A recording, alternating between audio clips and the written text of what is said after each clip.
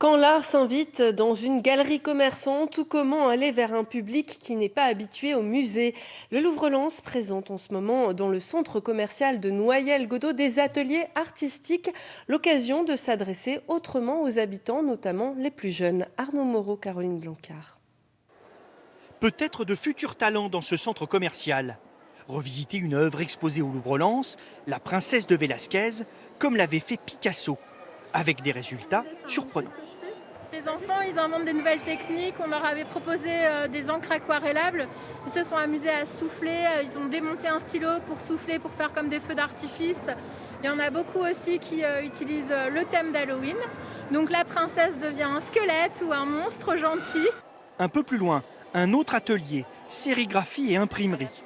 Il faut cette fois-ci reproduire à sa façon la façade du musée du Louvre. Ça change de ce qu'on peut faire habituellement avec les enfants.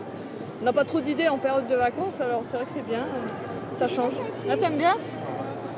J'aime bien faire de la peinture, Les activités manuelles. des activités manuelles.